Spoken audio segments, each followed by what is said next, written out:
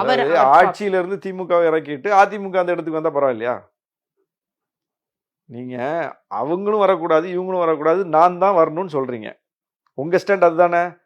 அவங்களும் வரக்கூடாது இவங்களும் வரக்கூடாது, நான் தான் வரணும் நீங்க ஒரு ஸ்டாண்ட் எடுத்த பிறகு அவங்கள மட்டும் எதிர்த்தா எப்படி நீங்க வருவீங்க?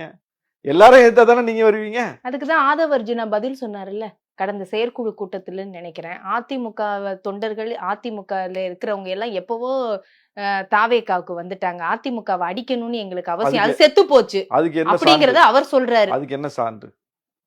என்ன சான்று? நீங்க விக்கிரவாண்டியில நின்னு பாருங்க அதிமுக ஓட்டு பூரா எங்களுக்கு வந்துருச்சுன்னு காட்டினா நம்பலாம். ஈரோடுல நின்னு பாருங்க அதிமுக ஓட்டு பூத்தெல்லாம் பாரியா, செக் பண்ணி பாரியா, அதிமுக கொத்து கொத்தா போயிட்டு இருந்த பூத்து பூரா தாவேக்காக்கு வந்துருச்சுன்னு சொன்னா நம்பலாம்.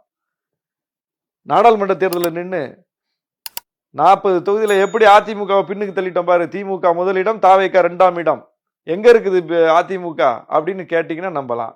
நீங்களா அடிச்சு விடுவீங்க.